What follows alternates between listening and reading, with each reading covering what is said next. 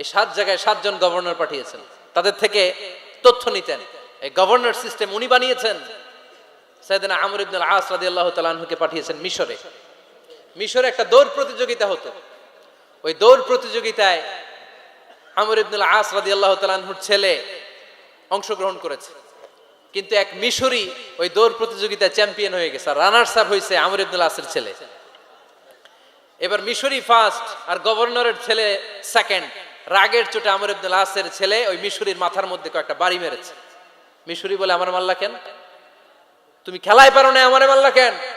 কয়, আনা ইবনুল আকরামিন, আমি গভর্নরের পোলা, আমি যা বলবো এটাই হবে, আমার উপরে কথা নাই। মিশরি ওইখানে আর ঝগড়া বাঁধায় নাই, মনে দুঃখ নিয়ে মদিনায় চলে আসলেন।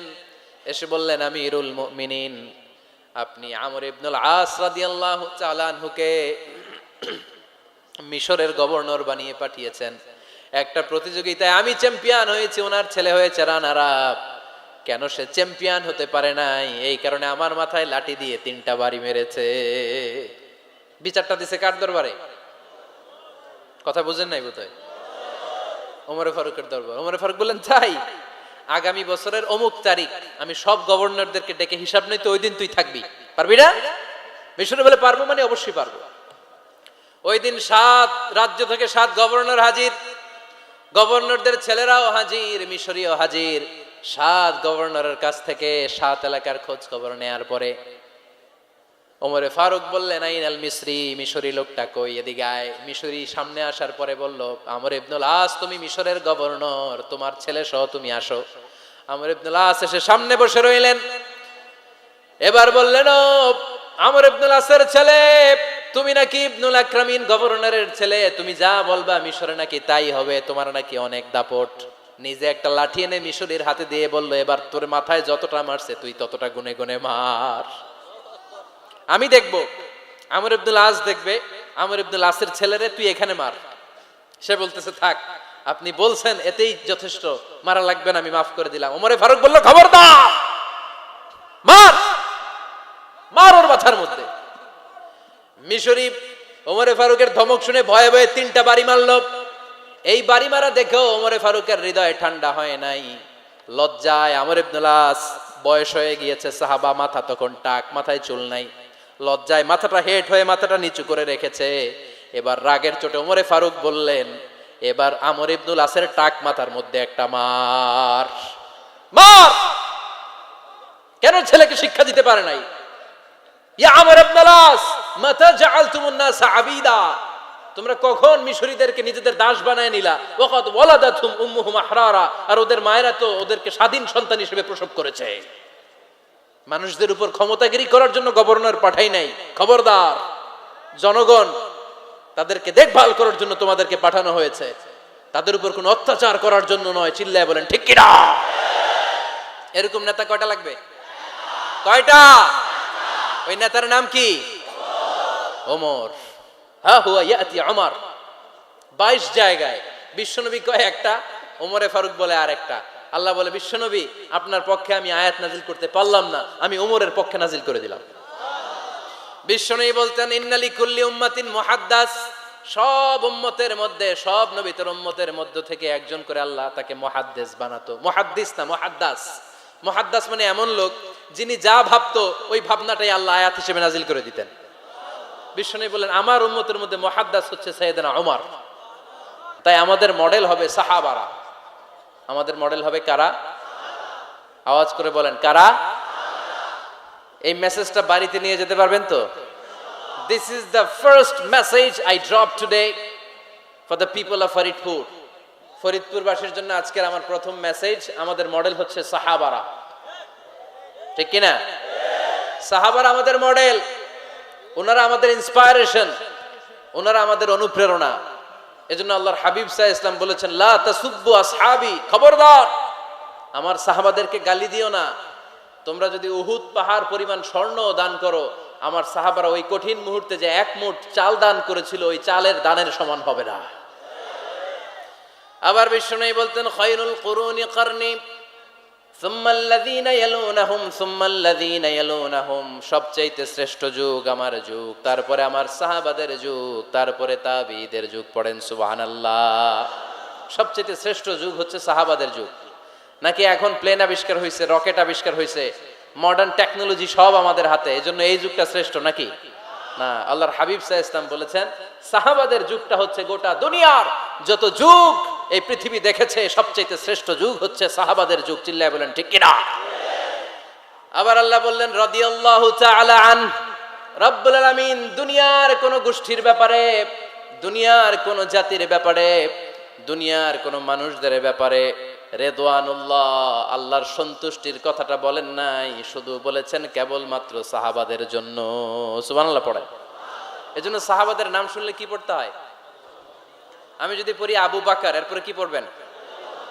যদি পড়ি ওমর, যদি পড়ি আলী, যদি পড়ি উসমান রাদিয়াল্লাহু তাআলা আনহু, আল্লাহ তাআলা ওনাদের উপর খুশি হয়েছেন, ঠিক কি না?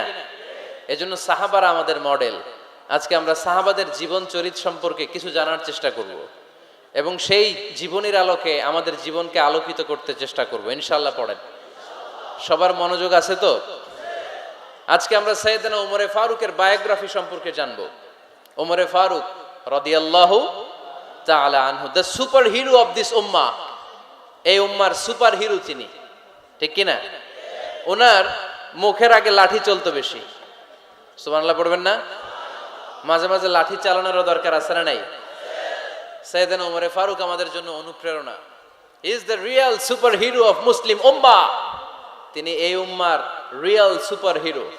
এজন্য ওনার জীবনী থেকে আমরা কিছু শিক্ষা নেওয়ার চেষ্টা করব ইনশাআল্লাহ। পড়েন। সাইয়েদনা ওমরে ফারুক কিভাবে ইসলাম ধর্ম গ্রহণ করলেন, কিভাবে বিশ্বনবীর প্রাণের কলিজার টুকরা হলেন, এটা দিয়ে আমরা শুরু করি। আল্লাহ তাআলা সাইয়েদনা ওমরে ফারুকের হৃদয়ের মধ্যে 3টা ধাক্কা মেরেছেন, ইমানের ধাক্কা। আওয়াজ করে বলতে হবে কয়টা? জোরে বলেন তো কয়টা? 3টা ইমানি ধাক্কা। এক হচ্ছে বিশ্বনবীর দোয়ার ধাক্কা। এক কি? দোয়ার ধাক্কা। 2 হচ্ছে সূরা হাক্কা দিয়ে দিয়েছেন আল্লাহ এক ধাক্কা। সুবহানাল্লাহ পড়বেন না? 3 হচ্ছে সূরাতু তাহা দিয়ে আল্লাহ দিয়েছেন আরেকটা ধাক্কা। এই 3টা ইমানি ধাক্কা যখন সাইয়েদনা ওমরে ফারুকের হৃদয়ে লাগলো, উনি পড়তে আরম্ভ করেছেন আশহাদু আল্লা ইলাহা ইল্লাল্লাহ ওয়া আশহাদু আন্না মুহাম্মাদান আবদুহু ওয়া রাসূলুহু। চিল্লায় পড়েন আল্লাহু আকবার। বিশ্বনবী মক্কায় বসে বসে তাহাজ্জুদের সালাত পড়ে আল্লাহর কাছে দোয়া করলেন, আল্লাহ আল্লাহুম্মা আইজ্জাল ইসলাম বিআহাব্বির রাজুলাইনি ইলাইক। ও আল্লাহ, 2 জন লোকের নাম বলবো, 2 জনের দরকার নেই, এই 2 জনের একজনকে আপনি ইসলামের সুশীতল ছায়া তলে এনে ইসলামকে বিজয় দান করে দেন। মুহূর্তের মধ্যে দোয়াটা কবুল করে নিয়েছে কে? বিশ্বনবী বললেন, আল্লাহ 2 জনের নাম বলবো আজকের দোয়ায়। বিআবি জাহল ইবনে হিশাম, হয়তো হিশামের বেটা আবু জাহেলকে আপনি ইসলামের ভিতরে নিয়ে আসেন, কিংবা ওমর ইবনুল খাত্তাব, খাত্তাবের বেটা ওমরকে আপনি ইসলামের ছায়া তলে নিয়ে আসেন। ওমরে ফারুকের জন্য দোয়াটা কবুল করে নিয়েছে কে? মক্কার যে অবস্থা, আল্লাহর হাবিব সাল্লাল্লাহু আলাইহি ওয়াসাল্লাম বুঝলেন মক্কার এই 2 জনের একজন যদি আমার সাথে না থাকে তাহলে মক্কায় দাওয়াতি কাজ চালিয়ে যাওয়া যাবে। আল্লাহরে বললেন, আল্লাহ বেশি চাই না, এই 2 জনের একজন, হয় আবু জাহেল নয় ওমর, হয় আবু জাহেল নয় ওমর।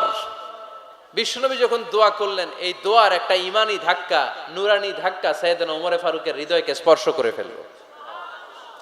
দোয়া ইজ লাইক এ মিসাইল। এই যে আমরা দোয়া করি, এটা মিসাইলের মতো। যুদ্ধে মিসাইল হামলা করে না? মিসাইল হামলা করার পরে এই মিসাইল লক্ষ্য বস্তুতে যে ভেদ করে, ঠিক কিনা? তেমনি দোয়ার মতো যদি আপনি দোয়া করতে পারেন, আপনি যেই জন্য দোয়া করেছেন ঠিক ওই জায়গায় যে আপনার দোয়া স্পর্শ করে। সুবহানাল্লাহ পড়বেন না?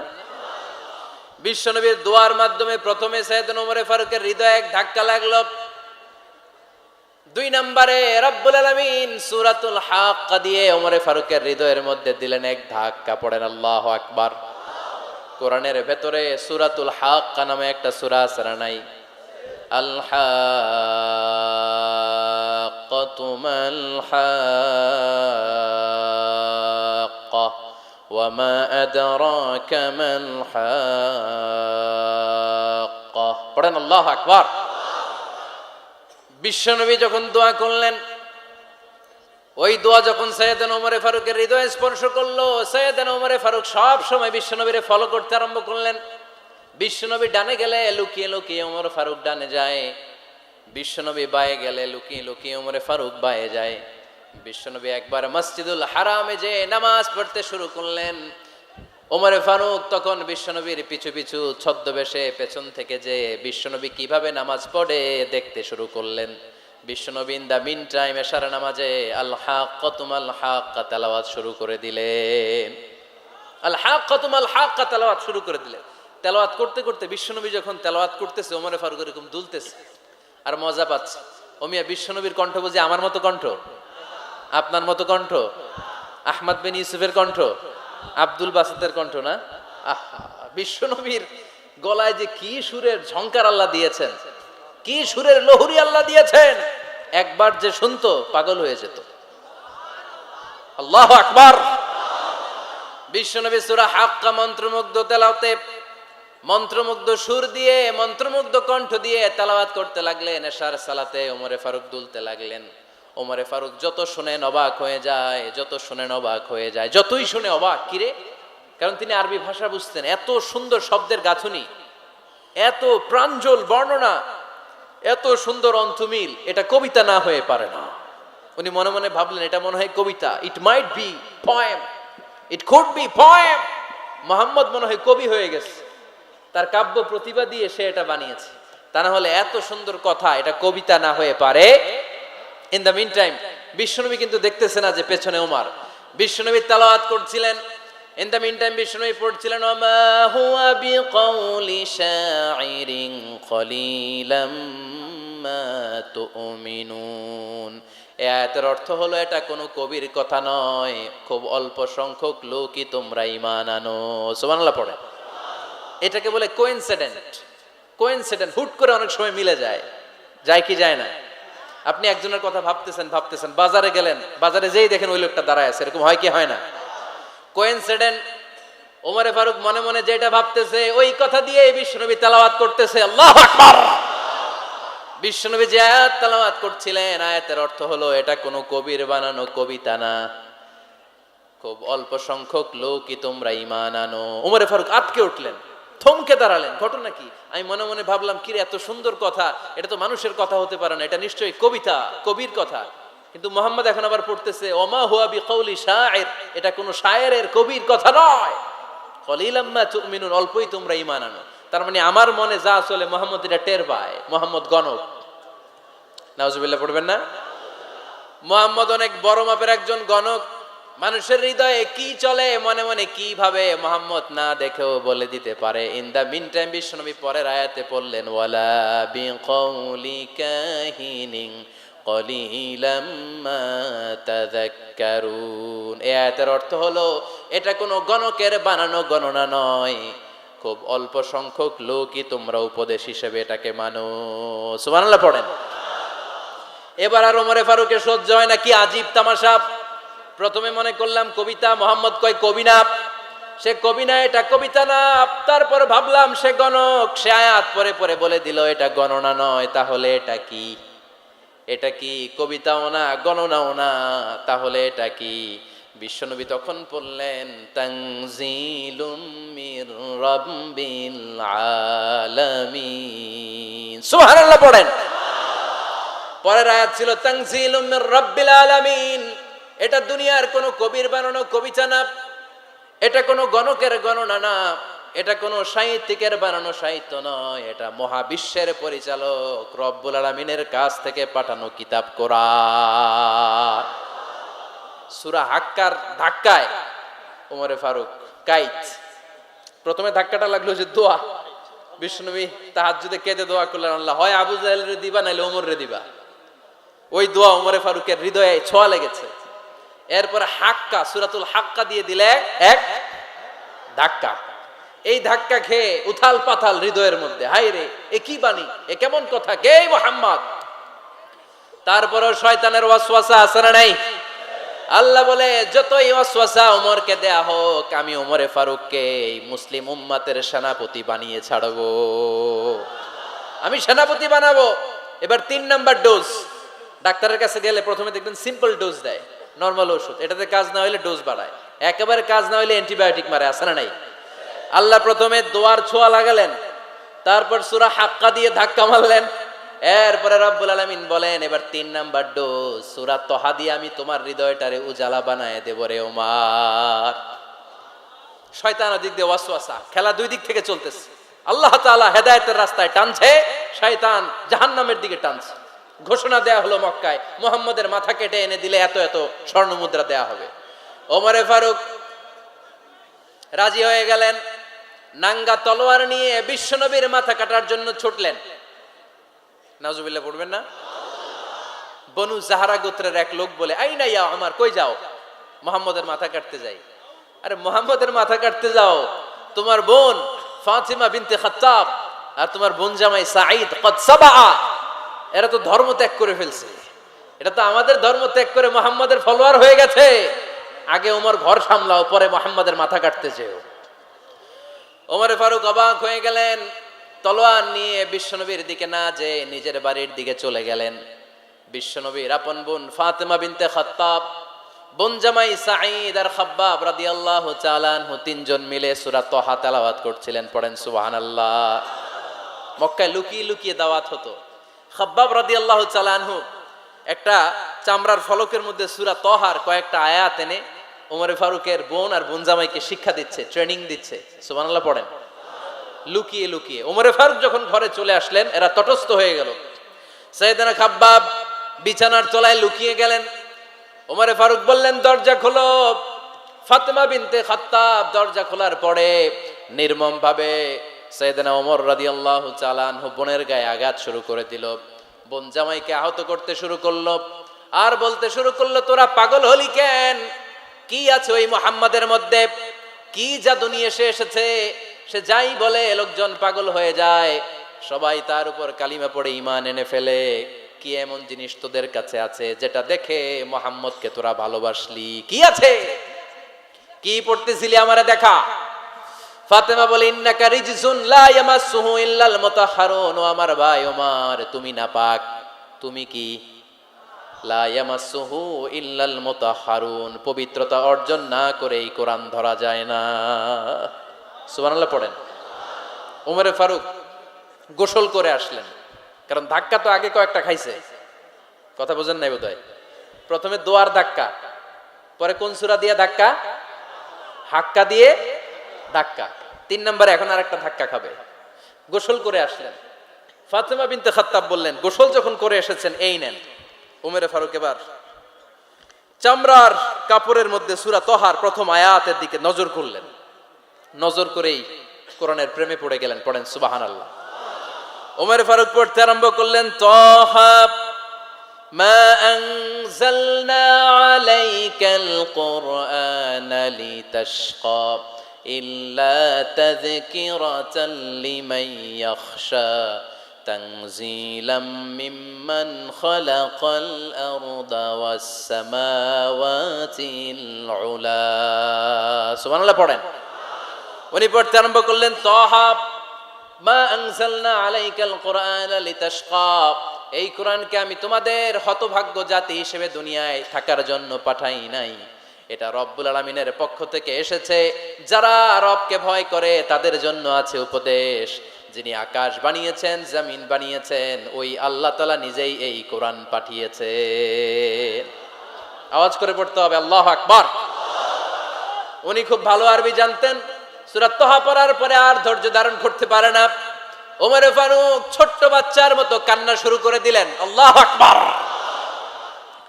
সূরা তহাটা হাতে নিয়ে, তলোয়ারটা হাতে নিয়ে বিশ্বনবীর দিকে ছুটতে আরম্ভ করলেন। আইনা মুহাম্মদ, কোথায় মুহাম্মদ? তোমরা আমাকে মুহাম্মাদের কাছে নিয়ে চলো। বিশ্বনবী তখন সাফা পাহাড়ের পাদদেশে দারুল আরকাম ইবনে আলকামের ঘরে লুকিয়ে লুকিয়ে কোরআনের দাওয়াত দিতেন। ওমরে ফারুককে পাগলের মতো ছুটে আসতে দেখে বিশ্বনবীর চাচা হামজা ইবনে আব্দুল মুত্তালিব বলল, নবী আপনি পালান।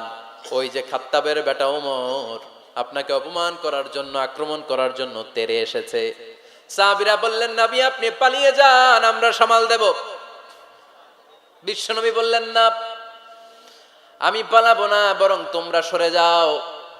ওমর ইবনে আল খাত্তাবকে আমার দরবার পর্যন্ত আসতে দাও। আমার তো মনে হচ্ছে ওই যে তাহাজ্জুদের নামাজ শেষে চোখের পানি ছেড়ে যে আমি আল্লাহর কাছে দোয়া করেছি, আজকে আমার ওই দোয়াটা কবুল হতে শুরু করেছে। আমার তো মনে হচ্ছে আমার ওই দোয়া কবুল হবে, আসতে দাও।